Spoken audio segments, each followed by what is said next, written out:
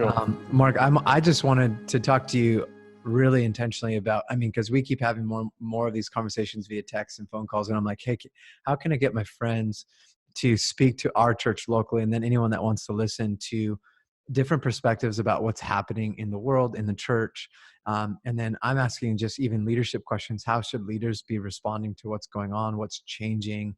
So these are all things I know you have a lot to say about, but I just would love to hear like your thoughts in general.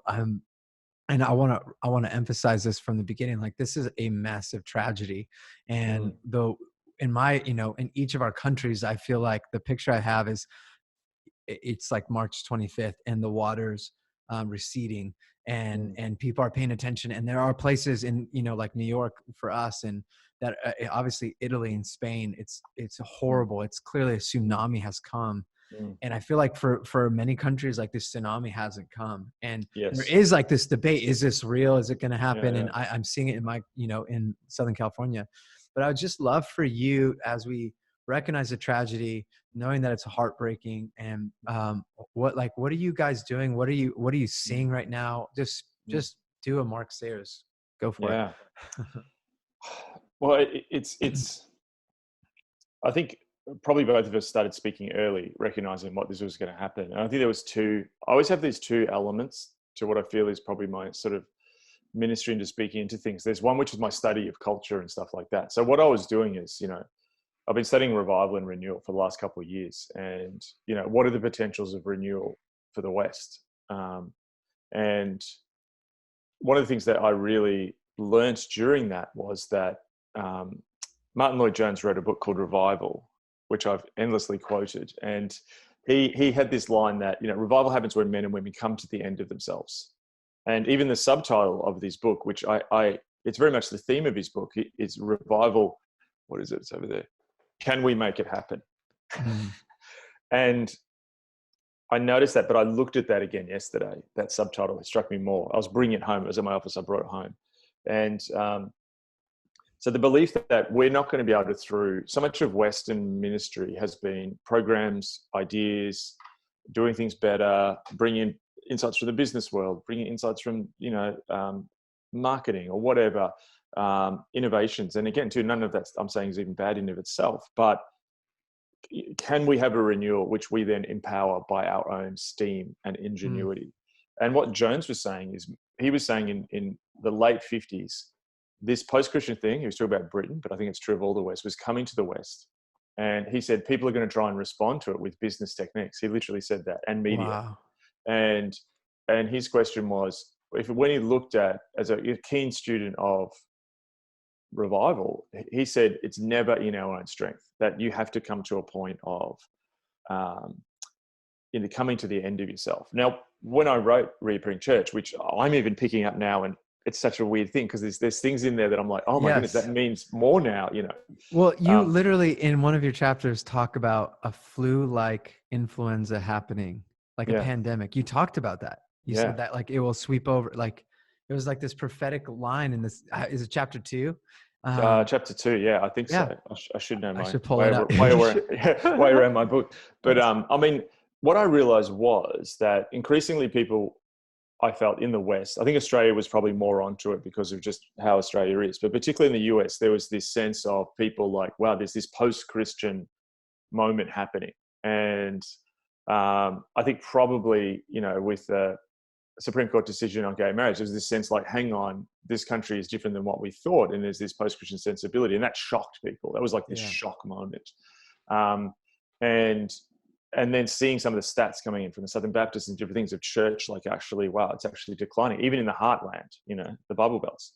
And so there was this sense that I realized that, yes, there is this post-Christian story happening, but the cultural reality that enables that post-Christian story to happen is built upon a whole bunch of social and economic things being in place.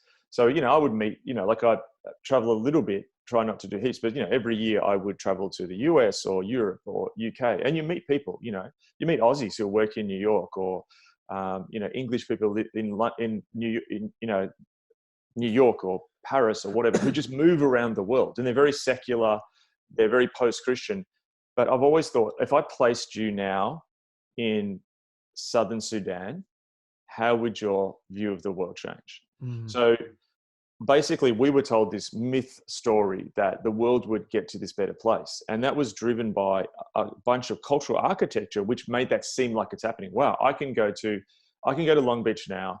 I can find on my app the way to your home from my hotel, and then I can catch an Uber, all with the same app back. This just makes the world feel like I can conquer it. I can do what I want when I want to do it. Mm. But the thing I realized was that the West was heading to this place where there was actually crises starting to happen, and Yeah. people were starting to worry. That story was being it was more psychically questioned. So, the election of Trump, Brexit, all this stuff. Look, hang on, the story's not going as we thought. Yes. But what I was looking at that stage was what I was noticing is people were going into personal crises because the story wasn't delivering what I thought. So I'm promised all these things. I can turn on Netflix, have 1,000 channels. I can do anything in the world, but I actually still feel anxious. So it was like an anxiety that was driven by having too much choice, a lack of meaning, and no direction, and the terror of unlimited freedom. Yes. So, but I was looking at, maybe revival will happen when small groups of people who have come to the end of themselves individually will gather together and contend and create renewal. And I think Yes. that has been slowly happening in places. But what is happening now is this is happening at an unprecedented, mind-boggling scale, and the conversations we're having about our country's response to COVID-19 is happening everywhere in the world. This is happening in super conservative Islamic countries, in African republics. This is happening in China. This is everywhere. This is completely global. I cannot think of another global scale event. And so what this has done is, I think it's opened up the horizon for potential of renewal in an even more profound way, because crisis precedes renewal. Like, I got sick in 2004, and I was sick for pretty much 7 months at home. I had this virus, and I've been running around. I was living an unhealthy lifestyle. I was working way too hard, had a virus, got burnt out with this post-viral fatigue. It took me 7 months to come back. I would eat McDonald's. I couldn't, I just ate whatever before. I didn't really care about what I ate.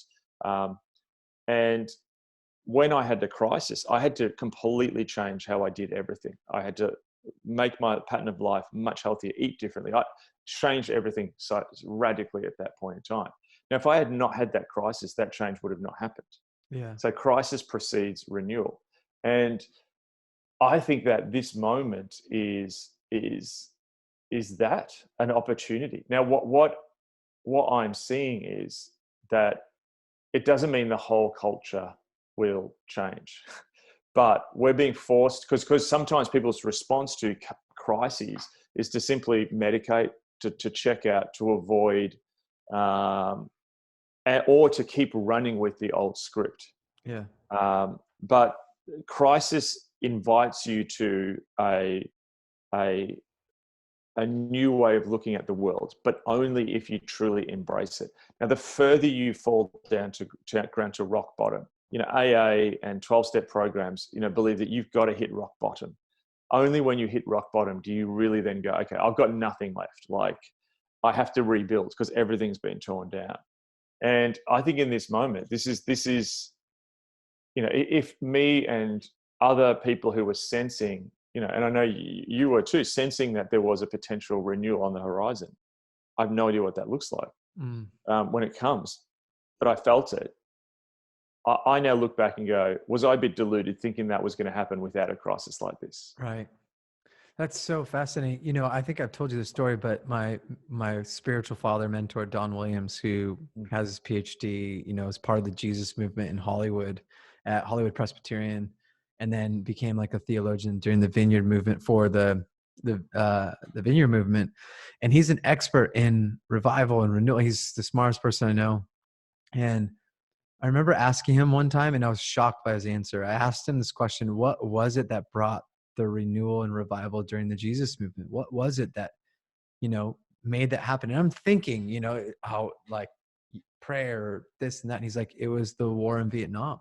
Yes. He said it was the singular, response to a moment where a generation was being sent off, and we stopped trusting institutions, and everyone was impacted. And in one moment, like there was this massive wave over the US, and obviously it went all over. But in this moment, we have a global pandemic that is disrupting right now, 1.3 billion in lockdown in India. Like we're talking massive change. And so it's funny that you talk about renewal and revival, because we've had these conversations in, like, in prayer times where we're talking about, like, God, we feel like God's doing something. And you're right, like we probably never could have anticipated. And even all the, the podcasts you've been a part of and talking about naming the cultural moment. And it's like in one moment, everything's changed. Yes. And like, what are you seeing in that change? Like, what are you seeing happen right now? If you could like name the things that have changed, but also maybe if you could look into the future with the way that you do, what do you think is going to be anew? Obviously we don't know fully, but like if you were going to project or, speak into it, what do you see? Yeah. Well, I mean, it was really interesting because I sort of did this whole bunch of work on post-Christian culture, and really that's what, a number of my books were about. But then I also began to be really interested in the fact that I felt like the West was going to be disrupted. Like the post-Christian thing, which everyone in the West thought was absolutely ascendant. And particularly there was a point where America, as it took America past, like, this is coming, it's gonna crush us like a steamroller. And then I just thought, no, like, it's actually going to get disrupted itself, and I felt it was going to be disrupted by Asia, the rise of China. Like everyone in America was looking internally. Yeah. And then I'm like, China's rising. Like, you just wait, guys, for you to get disrupted by China. And little did I know it would happen in the way that it did. But we had this world culture, which was built on, economics and travel and growth, and which then also made us very vulnerable. So what I realized was the world had become a network, and we had all this, a lot of wealth in the world, a lot of money flying around. We can jump on a plane and fly to visit you. I can fly, I could fly to visit you. And all of a sudden you had this system, and we were defined more by the system than we realized, the global network. Yeah. But the problem with the global network was that it actually was not built with resilience. So you think about this one, the origins we know somewhere in Wuhan from, either something escaping from the bio research lab there, or something in the Wuhan wet markets.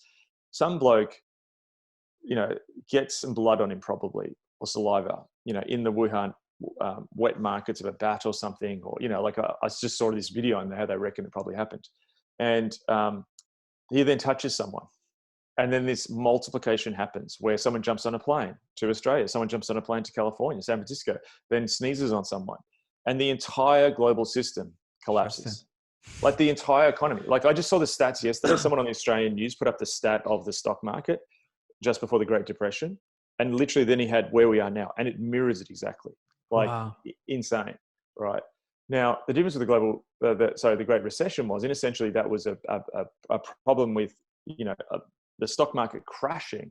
We have a very different moment here where there's a lack of demand. The airline industry tomorrow can't get a stimulus and everyone's going to fly again. The restaurant industry can't get a stimulus where everyone's going to fly again. All we can do is these stimuluses just to keep, they're like, the heart thing in ER where they shock your heart. Yeah. They're just trying to keep it. It's like pay you until we get out of this. Now it will fly and come back. I don't know. So what I realized is the actual global network had a lack of resilience, but it was creating people with a lack of resilience. Oh, that's good. Yeah. And so we have people who were living these lives that were actually unsustainable. I mean, what's happening economically now is people are like the majority of America's insulin is made by China. China, yeah. So there's a huge amount of people in America with diabetes who, if they can't get insulin, more people will die than will be killed by this pandemic. Wow. Now, Australia, I heard apparently 10 years ago, started stockpiling drugs, particularly because we were afraid of this. I think we've got $1 billion stockpile of drugs in case this happened. But there was a lot of money to be made if you could just have just-in-time, supply chains where, if my local hardware store doesn't want to have a whole factory filled with hammers like they would have 40 years ago, they can just order them. A guy can press on his computer and they'll arrive from China in a week. That's all well and good. And you will make so much money because you're not renting out giant warehouse space, but you will be hugely susceptible to shocks. Now that's the same with our lifestyle. So we had people who could fly around and do whatever and live these lives and not have actual, just I'm going to come to dinner, a better offer, I'll disappear and go and do this because a better option came up.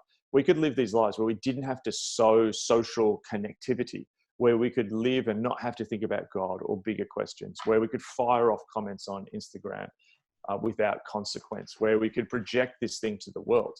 Well, that lifestyle was just as vulnerable as our global supply chain and unsustainable. So all of a sudden now there's a pandemic. You're not flying anywhere.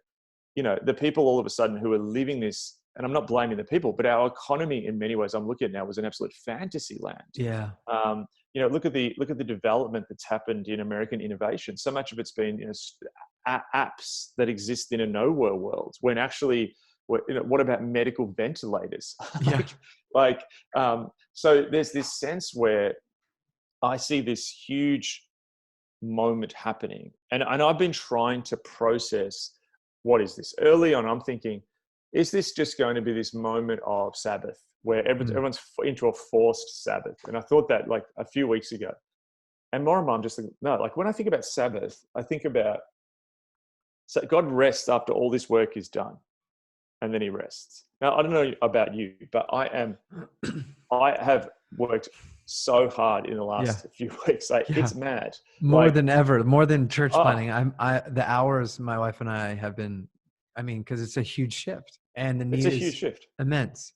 Well, and just like side note, because I want you to keep on track with the cultural stuff and what you're seeing and the resilience within people. Like, it's fascinating because I'll just do like the local church designed around gathering spaces and meeting in homes and being together, laying hands, breaking bread, it's all stopped. Like we can't even do Easter or do baptisms. And it's everything is all of a sudden done. Yes. So we're disrupted real quick. And then there's our lifestyle. So Alex and I lead this church, and we have, babysitters that come. She homeschools. She also works. So we have this, we have gym membership, and even our gym, which is a really successful local kind of in multiple states gym. I got an email yesterday. They laid off 80% of its workforce. And I have a friend who's a vice president in the company, and he's like, he doesn't know how long it's going to last. And it's like industries that were like booming 3 weeks ago are like 80% of their staff. They don't know what the future looks like. And I was thinking about even like the lifestyle, the personal lifestyle. It's fascinating, Mark, because it's like you could travel anywhere. You can go to your favorite coffee shops and work from however you want and post your thoughtful pieces. And even as Christians, we've insulated ourselves where we really have insulated ourselves. And I've talked about this a lot with you. Like, we exist for mission. And as a church, we represent this movement that has to go to the ends of the earth. And we see in the book of Acts, like moments where the church gets this liturgy or rhythm disrupted, where, persecution comes, the result, it goes to the ends of the earth, which is what was commanded in Acts 1. On the way, Peter has a dream, and now Gentiles are included in Acts chapter 10. Acts chapter 15, they're debating all this different theology, and they finally land on something. It goes further. You get to Acts 19, and it's like the gospel shows up in Ephesus, and the Spirit comes, and then they're gathering in the hall of Tyrannus. So you don't do that. You do it in the synagogue. No, we're going to gather in these Greek this philosophical debate space, which is so strange. That's a new model. Nobody saw that coming.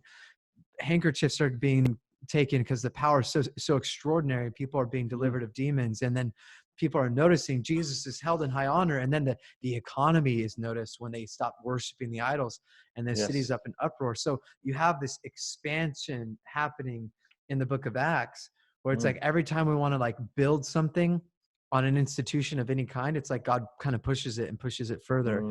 And I feel like for quite some time in the West, we have built this really insulated, abundant, system around the church that God has flattened almost instantly.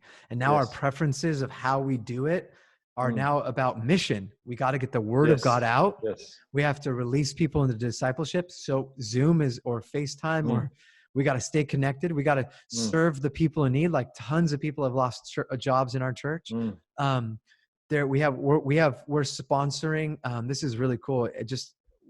My wife got a text from an ER doctor's wife who said he's not eating. He's working nonstop. He's local hospital in Long Beach. So she's like, hey, let's get the word out. Let's start providing food for ER nurses and doctors. Wow. Yeah.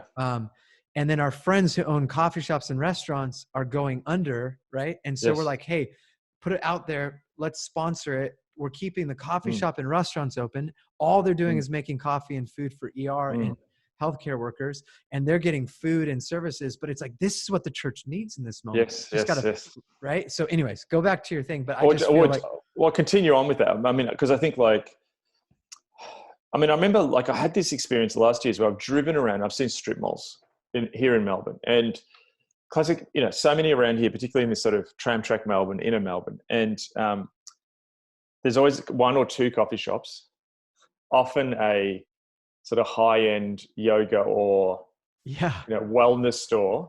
Often there'll be then like a sort of waxing, beauty, tanning store, and then a gym with personal trainers. And a number of times, I think I was with my brother and we were having coffee somewhere, and I just had a conversation where I said, when a recession comes, this will all go.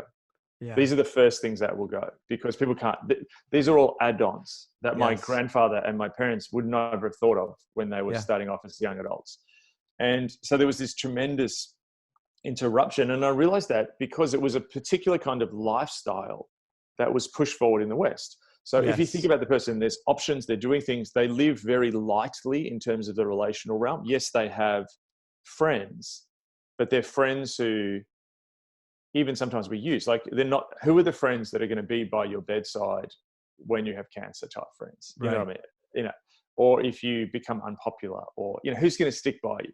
Right. So we lived in, and also increasingly in this online world. So much of ministry, if you think about it, the unintentional repositioning of ministry and teaching and discipleship is as a chaplain to people who are living that unsustainable, unrealistic fantasy lifestyle. And look, I'll put my hand up. There's elements I've lived it. Do you know what I mean? So this is not me pointing the finger. Like, I look at it, I'm living in Melbourne, living it up, enjoying this, but I realize now, looking back, like, I've had this moment of self-examination, like how much my sermons were like, we're going to help you to live with the anxiety, the ambient anxiety. Now, just quick disclaimer. I'm not saying there is definitely, I believe medical diagnoses of anxiety, but we also have, which is a percentage of people. But then we have this overarching 80, 90%, they're saying, of young adults have anxiety, which comes from, and you talk to these people, sometimes, look, I don't know what to do. I'm doing this job, but I just don't really feel it. Or, my friends moved to London. Should I do this? It's just like, and being the chaplain for that. And I realized there's almost been this repositioning of ministry where we've almost taken on that ascetic of all of that. Do you know what I mean? Good. We'll be the chaplains to that. Just like the military has a chaplain, and the military chaplain wears a uniform and is on base and doing all this stuff. Did we become the chaplain to this unsustainable, unrealistic life? And all of a sudden now I can see, like, early on when this happened, I'm going to be really careful to make the nuance here. There is different levels of anxiety. So there's people who have a medical anxiety. Then there's this general anxiety that I'm overrun with freedom and I have not created deep binding social ties. So I feel lonely or I feel socially anxious, right? But then the sense of, well, hang on, this is happening now. So that's increasing because hang on, my whole life, what I've been told is all about maximizing opportunities and freedom. There was a university here, and their whole couple miles away, who their entire thing was get a degree to maximize your options, right? So all of a sudden people start feeling anxious, and we feel we've got to be a chaplain to that increasing anxiety. But the anxiety people are having now is completely different to the anxiety that existed before. Right. And there's a point where that anxiety will move. Like, so for example, like if you're worried, if you're anxious that I'm going to slap you in the head, that's very different to being slapped in the head. Right. Once you're slapped in the head, you don't have anxiety because the bad thing's already happened. Yes. And you've got a whole generation of ministry leaders now who are not used to the fact that there were people who are anxious about losing jobs or loved ones who now actually are losing jobs and could in the next few weeks lose loved ones. So Yes. this is a profound ministry repositioning that needs to happen. Yeah. And I've realized like the job here is not just to be chaplain to people's anxieties. Yes, we need to look after people as they go through this. There's definite real-time stuff happening. We need to provide pastoral care. But the chaplain to this radical individual life and trying to do that with a cool aesthetic where we're just chaplains to that lifestyle because we sort of enjoyed ourselves. I think that's completely passed in this moment. And it had to pass because I think now there was no way renewal was going to come while we were running down that path. So you talked about the systems, that the global system was not built with resilience. The people in it were not built with resilience. The church kind of propped up this, in the same way culture, this kind of way of, I mean, I don't even know how to say it, but like we did, like, I've always called it like church incorporated. It was just like this, we're living in a time of abundance, like things are pretty much good. And we're trying to help people out. But like, I feel like it's just been this wave of, things are mostly moving forward since 2000. I mean, I started a church in 2008, 2009. So it's like, we've only seen growth, I suppose, personally. Like someone was asking me, one of my good friends who's a leader in my life, and he's a 60-year-old. He was like, well, you had to pastor through the recession. Tell me what that was like. And I was like, no, I was 25, 24. And I was out of college making like $40,000 a year and walking dogs, living the wealthiest life I had personally had. Like I wasn't waiting tables. So like, I had no idea what I needed to do in that moment because there were 8 people in our church. And so this is the first real global issue where I'm like really trying to grasp, and obviously it's much bigger, where I really feel there is a shift that you're talking about. And what's shifting in you in this moment? How are your sermons changed? How are your leadership meetings changing? How is it changing your home? Like, how does it, what's going on there? Well, it's really interesting. Like I have heaps of people keep asking me like, how are you doing in this? Are you okay? And I had someone yesterday say, like, I know you got a bit emotional in your sermon. Like, are you okay? And like, I'm emotional, but I'm emotional about what's happening.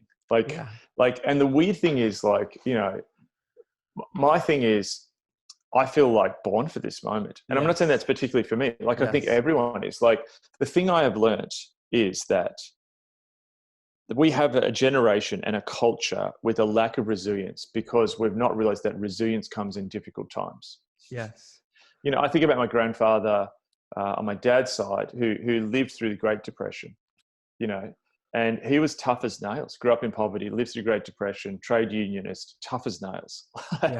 Like I never heard the guy talk about, like what he was feeling or anxiety. My other grandfather on my mum's side, he fought against the Japanese, defending Australia in the jungles of Malaya, and that generation that existed, they just operated in a completely different space, And I remember, like, we have it's called Anzac Day here, but it's equivalent of Veterans Day or something, So on Anzac Day, you would go and they have a parade and stuff like that, and we remember the war lost. And as a kid, I remember marching with him and his unit. Wow. And I remember this weird thing of like this incredible bond. These guys who literally were 20, 21, fought in the jungle, and then they were in their 60s at that stage. Yet they were just incredibly tight and close. And that was like this profound experience. And Sebastian Junger wrote a book called Tribe, and he talks about a lot of veterans coming home. And the thing they struggle with coming home is that they've lost this sense of meaning, of camaraderie, of battle. And, war is terrible. I'm not glorifying war here, but there's a sense where all of a sudden, when you're thrown in with a group of people with a common enemy, you have a common struggle. It brings people together. Yeah. I'm astounded walking around. Australians are pretty friendly. We say hi often walking around, but everyone's saying hi. I'm just walking through the park yesterday, and there's this old lady, and she's sort of we're trying to have social distance, and she sort of laughs. She goes, it's like we've all got the plague. I'm just talking to people in the street because all of a sudden the identity politics age of fragmentation that we've been in has completely changed because we're in a single issue world now. Yeah. Like, it's how you respond to COVID-19 and the economic, social, political, medical mayhem that it's bringing. So what I would say is, there's this grand metaphor that God is putting in my mind of what this is like. I don't think it's a Sabbath, because so many people working their butts off. Like the mum who's trying to talk to her office and doing a Zoom tour with a client whilst trying to homeschool her kids, whilst trying to bake bread because she hasn't had a chance to get to the supermarket and doesn't even want to go there, to emergency people in ER, to cops, to talking to a painter from our church, just bumped into. He's like, how long is this going to go on? To people who are sitting with spreadsheets at 10 o'clock at night, working out who they're going to have to let go from their business. Like, I know there's some people out there who are not doing a bunch and have been let off work, but that's also different to I'm relaxing versus I'm sitting here watching Netflix and I don't know how I'm going to pay my rent. Right. But this is a different experience. This is not. Well, and the word Sabbath, Sabbath is a delight, right? Like this is not a time of delight. It's changed. There are things we can enjoy. This is absolutely but you're right. Like everything you just described is like my wife and I right now. Like it's like, it's hard. There's a lot of work going on, and you're right. Honestly, I normally truck through books. Like I'm a book guy. And I normally just have one beside my bed. I've got 10 books beside my bed. There's ones I ordered weeks ago that have arrived, and I've not even touched them. Like I've barely read in the last time. I don't have time. How many Zoom meetings do you have right now? Because I've lost track. I've lost track. Nonstop. It's almost like our churches had to go. I remember talking to this guy a few years ago, and he had a company in our state which built lawnmowers. Yeah. And then he realized the lawnmower business, he wanted to diversify, and he redid his entire business to make medical beds, because there's so many people aging in Australia. We'll make medical beds. They'll be brilliant. So his entire factory had to change. He had to reposition his entire manufacturing.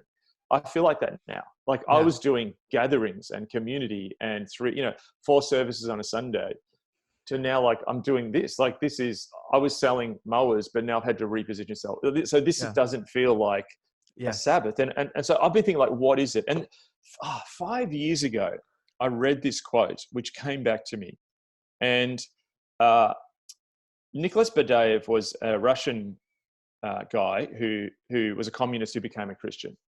And he wrote about that the modern world was this time where humans were trying to do everything. And he predicted, this was in the 40s, 30s, he predicted that after the modern world would get to the end of itself and it would enter into, he called it a night. And so if you think about the modern world, like young people are sleeping less and less because they're texting through the night.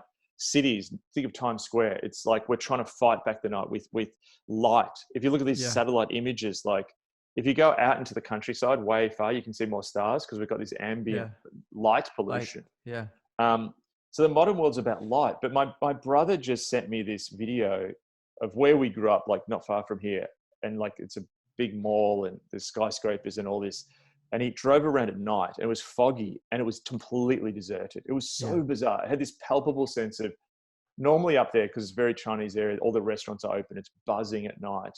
But it was actually just dead. And so this metaphor of night is coming to me more. So Badaev talked about a spiritual and cultural night coming. I was going to read the quote. So he says, "Night is not less wonderful than day. It is equally the work of God. It is lit by the splendor of the stars, and it reveals to us things that the day does not know." Wow. I thought, like, man, that's insane. Like, this is revealing things that we didn't know before. Night is closer than day to the mystery of all beginning. And I'm now going, I feel like I've got 2 metaphors. The first one is like, this is like a night that's coming. Now at night, often the last thing I do before I go to bed is I walk out into my backyard and I pray. I often just say the Lord's Prayer, or I'll pray for my neighbors. And when I go out there, you see these creatures. I've seen owls. This is Australia, so there's lots of wildlife. We have big bats that are this big. No. There's possums. There's bats. Seriously, like, and there's a few now in my tree. Like it's pretty crazy. Yeah, it's Australia. Snakes? Do you have like deadly snakes and alligators and crocodiles? No, none of that stuff. That's all far away. So it's quite safe. But you have possums, which are a lot prettier than your possums. So what I realized, there's a whole different species that come out at night. Worms come out of the ground. Things happen in soil that doesn't happen. And it's almost now like seeds have been planted in the ground. It's like night. Mm. There's a coldness. There's a dew, and you have to have the night before the sun comes. And it just feels like to me that God has allowed this global night to happen. Mm. And it's not a Sabbath delight rest. People are, I mean, we're not having the Shabbat meal with our friends. You know, we're Yeah. actually isolated. We're isolated. We're in night. My friend, who's in Denmark, he just texted me. You know, and the Danes have hygge, which is basically this thing which became super popular. But really, hygge is you go into your home and you almost hibernate because the winter's so terrible in Scandinavia. And he said, in some ways, the Danes are almost positioned. This is like a really long hygge, or winter, you know, that you have hygge in. And I feel it's more like that what God's like stopping everything. We can't go far. Everyone's gone back to the homes. It is now, my government has now made it illegal for me to leave my country. This is this is insane. I cannot legally leave Australia anymore. And all the Aussies have come back home. Americans have flown back home. Everyone's going back to their homes. Someone on Twitter sent me a thing, and they said that they felt that it was almost like a Babel moment, like a scattering. We're trying to build this global society, and now we're scattered back. So something's happening in the night. And you know what's really interesting is that in the sort of Bible, I wrote some of these thoughts down. It's like maybe it's the night before Sabbath, Right. like, or the other idea I had was like and I think this is the most powerful. When does Israel leave the captivity of Egypt? At night. And so it's a gathering. So you imagine that night before they leave. It's not like, oh, we're just resting. It's like, get the stuff, get the kids ready. Like, we're going, like, come on, let's go. So it's night and the Egyptians can't see you, but it's actually the moment you leave captivity. So bringing it back to that's good. The church and that, like, I mean, the church particularly in America, like, and maybe I'll speak to that context, that as an Australian coming to America, and look, we have our own versions of it here, but the thing is, coming to America as an Australian, the church is always bigger, it's got more money, it's got more prestige, it's got more power. And I know people think they're disappearing, but for me as an Aussie coming, you know, I come back to, you know, my building, which is falling apart a little bit, and it's different thing, you know, like America has so much resources in the church, which is wonderful, but weirdly in moments like this, it also can actually be a disadvantage. Yeah. That change always comes from the outliers who are outside of the system, who are on the edge looking in. Yeah. And I wonder if, you know, I felt this thing, like the last few trips I had to America, I just felt this sense of something was coming. And there was this pause point, and there was a coming to the end of itself, and a true rebirth and renewal could not happen until people came to the end of themselves. You know, and I began to realize that many of the people who people look to don't have anything to say, because really they've got to that point because it's built on a ministry platform. Yeah. So sometimes the best thing that can happen is to go into a night where the money goes, the platform goes, and you know, like my Canadian friend, as I said, like, it's almost like God sort of taken away the platform, or the temple sort of been defiled. And, you know, I thought about this, like, it's like, what if God's taken away the platform to get the presence? Yeah, exactly. Oh, I love it, Mark. I want to talk about those things. And, you know, it's interesting. I always remember, you know, it says in Genesis, it was evening and then it was morning the first day, right? It says yes. So the day, it's a new day. The day in the Hebrew thought, it begins with evening. So it starts with night. So maybe this is the new day. It's begun, but it's it's the nighttime, all to affirm that.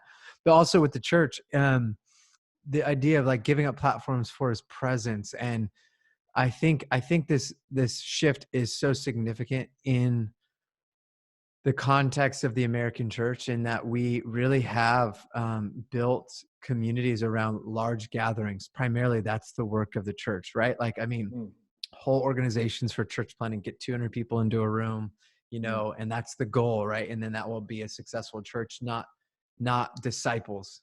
And I was having a conversation with Francis Chan, and, you know, he's been saying publicly for a while, you know, the future is house churches. Like, what's going to happen when you can't gather? And it's like all of a sudden, and then, you know, I think it's quite prophetic, because here he's been doing these big, speaking in big crowds, but then he gave it all up and went to Hong Kong, you know, in February.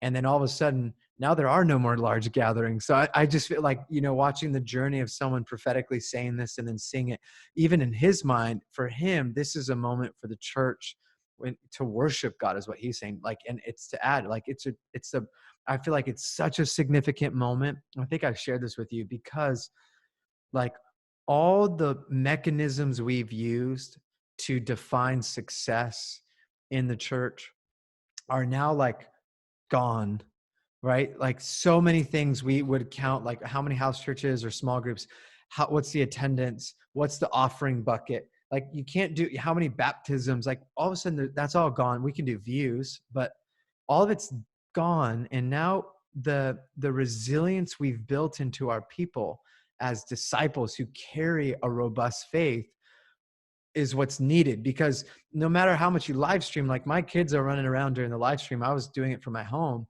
and I could hear my kids jumping in worship while I'm downstairs in the garage. I'm like, okay, literally 1,000 people, you know, streaming, and the place where God wants to dwell. And this is what I keep saying is wherever you are. So like we change our focus. It's like, so wherever you are as it is in heaven, because wherever you are is what matters most to God in that moment, because you're there and you're not anywhere else. And for my whole life, I've preached like the church, you know, what is a movement? It's people on mission. It's ordinary life. It's your neighbors. It's your neighborhood. It's your, you know, your workplace. And now all of a sudden, literally the place we're meeting God is in our ordinary space. So we keep talking about this over and over again, like God's renewing the ordinary space as the primary place where like we recognize the presence of God can dwell richly in our homes, in our lives.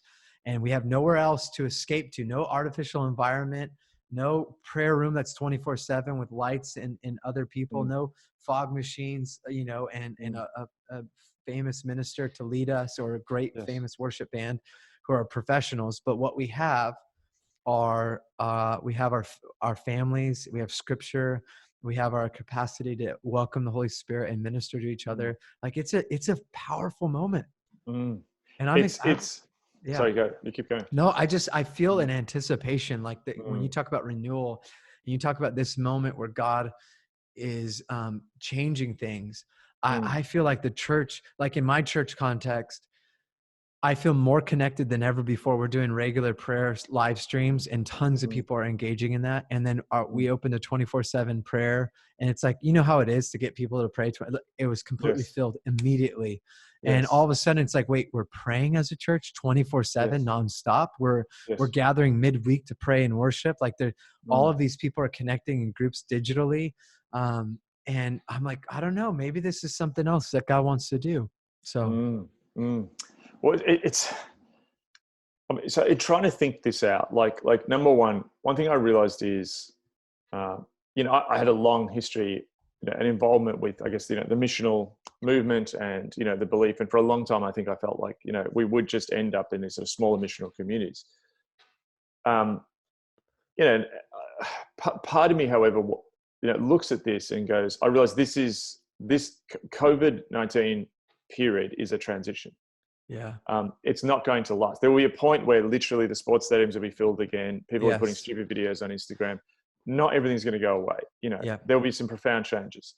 But, you know, I come back to, I read, where is it? This book at the end of last year, which was a model for making disciples, John Wesley's Class Meeting by D. Michael Henderson. And he has this bit at the beginning where he says, he talks about the fact that John Wesley introduced this religious innovation, which had been used at different parts of the church. It was trying to get back to the early church, which was actually these small groups. You know, so John Wesley created an instructional system which brought about a national spiritual renewal in 18th century England. His technique for nurturing and training Christian disciples not only brought about personal transformation to tens of thousands of individual working class believers, but a moral reformation to the nation as well. It helped shape England's moral and spiritual destiny, and its impact continues to be felt around the world through the institutions which today bear its name.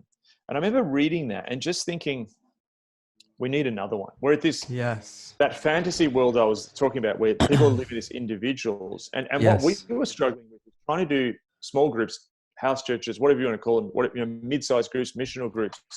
But they were falling over because people were just like, oh, I'll come. Yeah, I'd love to be part of that. That sounds brilliant.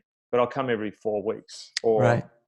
there's actually this movie I wanted to see at Moonlight Cinema in the garden. So I'll go to that tonight instead of coming to that group. And it was just like, this is just not working. And I remember thinking at the time, I started to think like, I feel like the next thing God wants to do, I was like starting to think like, we need to have as much of a revolutionary thought, just as John Wesley profoundly changed, not just the church, but his whole nation at that point in time in the 18th century, as people were being torn from the system which they understood. That was a moment of disruption that was slower. Yes. We're in a microwave, super hyperspeed, accelerated transition at this moment.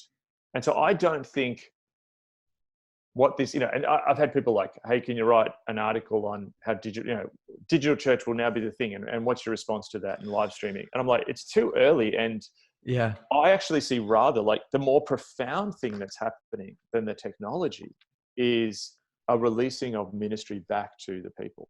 right. And what's interesting too is, there's there's the sort of evangelical world we're in, which is like, hey, we can't gather.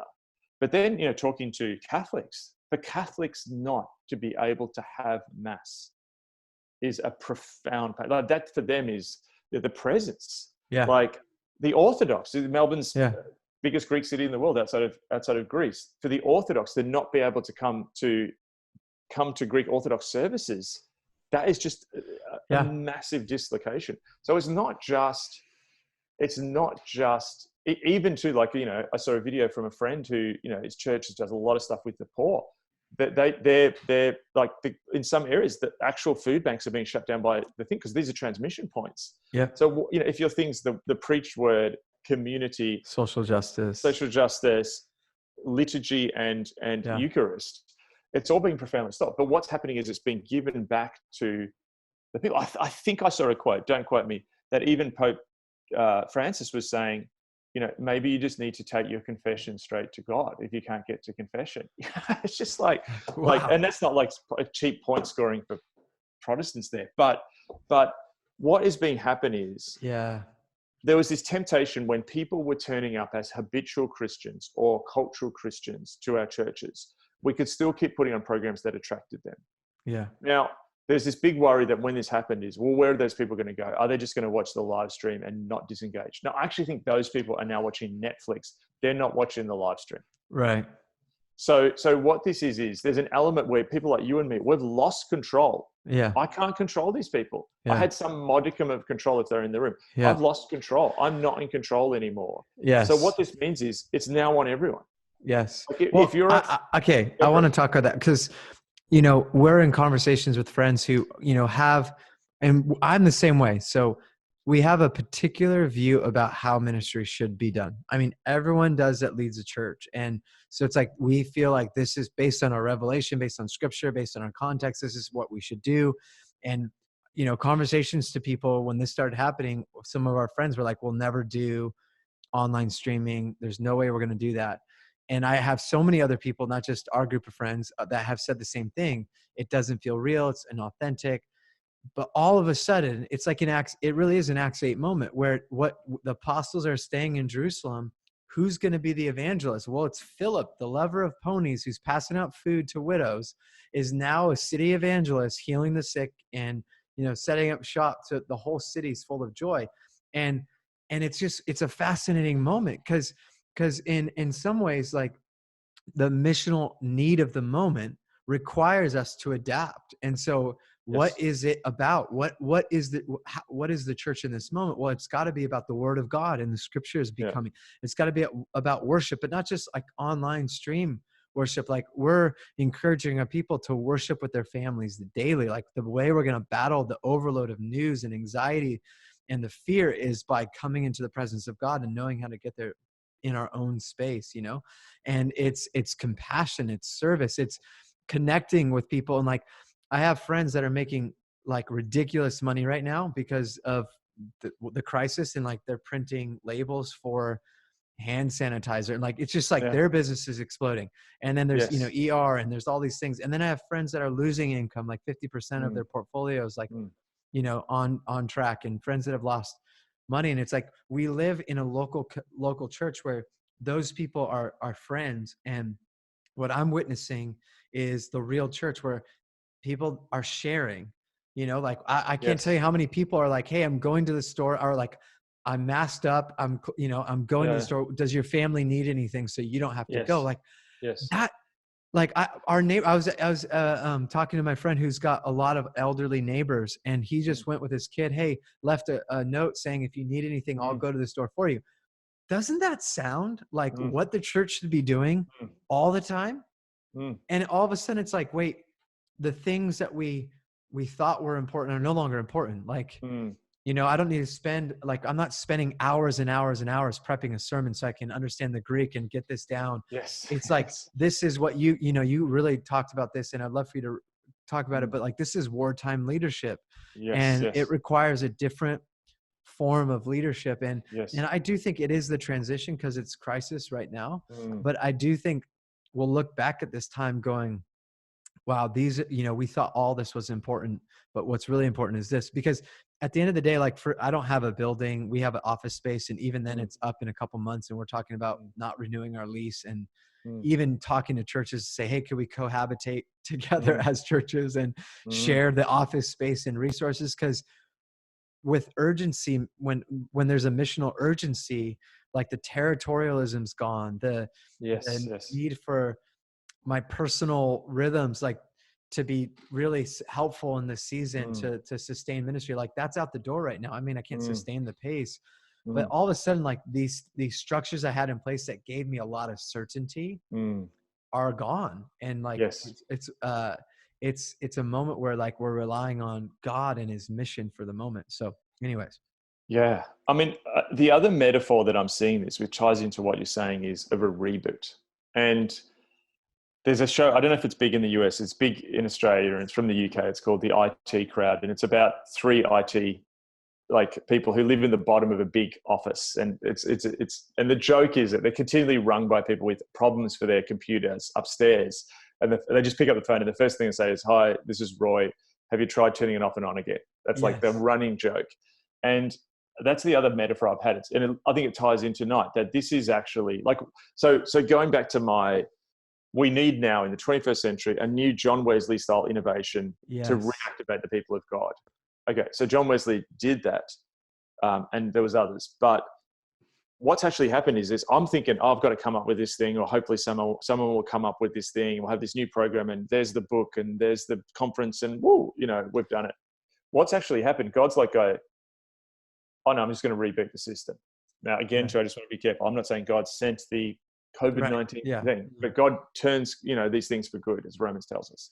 And so there's this profound resetting. So all of a sudden it's like, oh, hang on, cool. I'm gonna be part of the answer to that. And then I'm typing into the computer, and the computer's just like shutting down for updates. Yep. Yeah, and it's like you're sitting there, and then I'm like, okay, this will be quick. And then it's like, you're like, oh, it's gonna be 15 minutes, and then you think it's 50, and then it goes up again, it's 30. That's what we're in. Yeah. And what's happened is exactly what you said. So like, we're trying to think about response, and I think the church still needs to do that. But then we're getting these text messages back and stories back of, hey, this young woman in my church has gone to her neighbors, done exactly what you said. Yeah. Hey, how can I help you? This group of people are getting together and playing puzzles to keep people who are Yes. feeling down. These people are doing this. These ER people are getting together to support Yeah. each other because they can't see other people. Like, and what's happening is it's like the reboot and this distance. So like the way I've thought about it, and it's like church would have leadership up here. Then we have our Yeah. services, which is sort of like where all this stuff happens. Yeah. And then you have the people in small groups, and then you have the individuals.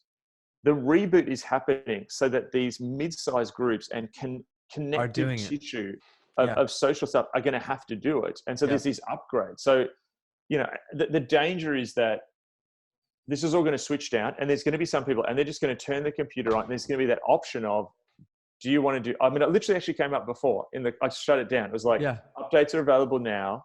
I didn't want to stop this phone call with you. So I just Yeah. said, remind me tomorrow. There's a bunch of people just going to go, no, do that later. And you just keep putting it off. But then your computer can get bugs in it. But we now are doing the full system. Yeah.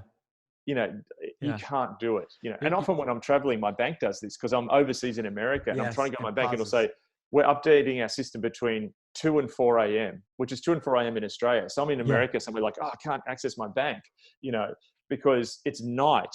and there's a system upgrade. But what it's Yeah. doing is it's now on the people, and it's like cultural Christianity is like will disappear. Mm. It's not going to disappear. It always have a form, but it's now the onus of like who God's, I think, saying to the people, who are the real disciples. If I could Yes. just give one more example on that, I don't know if you've ever seen the movie Alive. Yeah. It was like a yes, Yeah. which is Wow, what's you okay want to for the bring that up right now? Okay, so about the soccer team that crashed in the yeah. Andes, and Yes, 8 people. Okay, so they end up eating people, but I'm going to put the eating people thing aside. When I saw okay, that movie, what was really interesting was you've got this. I think it was a Uruguayan rugby team, and okay, the the they crash, and then there's the usual leadership of the team. So there's the captain and vice captain or whatever. And in the movie begins, and the chief person who becomes the hero, which is played by Ethan Hawke, who eventually leads them out of the Andes, right? It's over these mountains. He leads them out because everyone thought they were dead. They stopped looking for them. So these three guys had to get out. Ethan Hawke, who's that guy who ends up being the leader, he's not a leader in any capacity in the team before this happens. yeah, At the beginning of the movie, he spends, I think, the first act of the movie unconscious. And you think he's dead. And then in the crisis, he all of a sudden comes to, and the movie begins with the people who were the leadership, the captain of the team before the crash, yeah, and their authority disappears. And then this guy who's asleep in the crisis all of a sudden gains authority. yeah. And I believe that's going to happen now. I believe what God is doing, and if anyone's listening to this, you may never thought yourself a leader, but Good. this could be the moment where you actually wake up and find out in this moment, you're actually more attuned to wartime leadership. I find Yes. this easier. There's an urgency. It's harder and easier all at the same time. There's an Yeah. urgency to leadership. I'm not trying to, placate people's feelings. There's still some of that, of course, Yeah. but wartime leadership is because that middle rung has disappeared. Yeah. We then need to give a kind of message, which is inspirational, visionary, explaining what's going on, and Yeah. almost rallying of the people, not so much the chaplain to people's anxiety from the last era. Yes. That's a really key thing. Yes, we need to comfort and heal and help people through this, and people going through a really difficult time, but it's Yeah. a total different thing. Sort of final comment, then I'll shut up. That You don't need to. that the other thing is, like, I realized that my first thought at the beginning was scrambling for content delivery. We're like, oh, we can't do Sundays. How on earth are we going to do this? One camera, two cameras, web cameras, how many people in the room? But I began to realize yes, we need to think about content delivery, but you need to rethink your content. Yeah, exactly. Exactly. What we preached before is no longer like it's not the time for it, and maybe it's not the time in the future. I want to say, because I was reading this morning, I was led to David and Goliath, and I was like, okay, I'll go there. And um I was reading, like, David is bringing lunches, like sack lunches, to the battle, and there's an army, and it's like this guy, he wasn't in the fight, and he Yes. shows up and he's like, I'll take it on. Like, this guy's insulting my God. Like, so he was just a shepherd boy, but had been in the presence of God, never Yes. been put into the game. Right. So he's like, I'll go. He goes out, and, they try to put on the armor. He's like, no, those things aren't going to work right now. I'll do what I've done. And I think that's interesting, because he even says, look, I fought a bear and a lion, which is just an ordinary crisis for a shepherd. Like, you're going to Yes. face lions and you're going to face bears if you have sheep. And so he's fought these battles that are just, lots of shepherds have had crisis like that. But now, when the real crisis, that threat to Israel, is in front of him, those things prepared him for this massive thing that will bring Yes. platform and power. But he already had the anointing. He already had the presence of God. He was already a man after God's own heart. And I think that's the key, where leaders in the past have looked for positions, or Yes. I'm sorry, leaders, young leaders and leaders who maybe don't have positions. They've looked for opportunities where their position, where there's Yes. title, where there's, involvement on a staff or even in church. But now what God's looking for are people who will just be willing to say, no, God, like, this is clearly the fight that God's been preparing me for. Like, I'm going to lead the way. You don't need the platform. You don't need the position. You don't need even the validation. What you know is you've been in the Yes. presence of God, and he's going to win this battle, because it's God who's going to fight it. And I think that's huge. And with that, I think, going to preaching, this is a moment, I think, where we have to call the church to be disciples who make disciples. We have to call the church to be not, how do I survive my family in quarantine?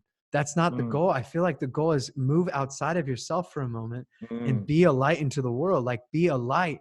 And a lot of what I'm seeing on a much bigger, like broadcast in the American church and the church in the West is like almost like missing the main point of, this is a crisis. The world needs the light of the church. It needs Jesus. Yes. This is not about how to help Christians survive and survive like, and don't hear me wrong, like not about how to survive like the hardships by not having your workout routine, but actually like there's a real crisis and it's going to get worse. And we need to help people engage in that place. Yes. And yeah, anyways, I'm just adding, you get me going. No. So Mark.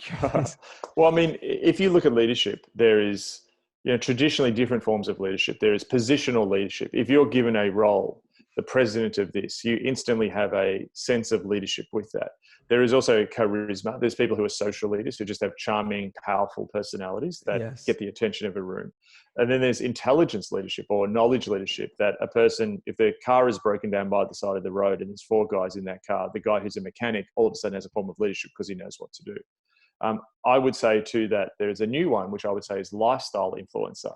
That there's almost a kind of leadership now where if you seem to be doing all the right things, if you're the person who on Instagram is doing the perfect workout, in the perfect workout gear, who then is doing the right social justice thing, who has the right aesthetic, who's good looking, whose family looks beautiful on picture, et cetera, you now have a form of lifestyle influence, who's eating the right stuff, et cetera. Yeah. That's how influence works, particularly in emerging generations. Wow. But there is one that trumps all of them, which is spiritual authority.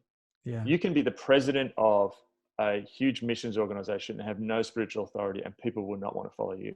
You can be the biggest, charmingest personality in the room, but if you've got no spiritual authority, people are going to see through you. You can be someone who has a bunch of intelligence and knowledge about something, but if you've got no spiritual authority, people are not going to follow you. There will be people who follow you, but ultimately your leadership will fall down. And increasingly in our world, where it's like that person has lifestyle influence authority, that looks even more hollow in this point in time. So what's happening in this moment, in this night, in this reboot, is people are hungry for spiritual authority. And David got spiritual authority because he first did it in the hidden places. Yeah. And so many people don't want to accept the hidden place. So many people don't want to go with God in the hidden place. David had victory over those wild animals. He had what Stephen Covey calls a private victory that comes before the public victory. We just want to go public victory. But this thing has short-circuited all of that. People will now listen to some person in a basement, you're in a basement with a mic, who's saying things with spiritual authority over the person who may have the lifestyle influence, the positional thing of the stage or the massive Instagram follow list. Like, this is a moment when it's actually spiritual authority has a cut through that it would not have in a normal time like that. Yeah, that's so good, Mark. Well, I feel like I'm going to have to end it just for my sake. My wife's like, I need your help. So that's the new era for multitasking. I want to do this again with you. And I actually do want to do the thing with our staff soon. So that would be rad. Yeah. Totally. But I appreciate you. Such a gift in my life. Thanks for being in my life. Oh, thanks. It's been so good, your friendship through this, and built and born for these moments. What's great too is I can watch you live stream your services now, and it's Saturday, like before so it's just like, oh great, now I got some extra content. Thank you, Mark Sayers. So I'll set everyone up in America for Sunday morning. You are. Thank you. Thanks for spending time with me. All right. Love you, dude. Yeah, pleasure.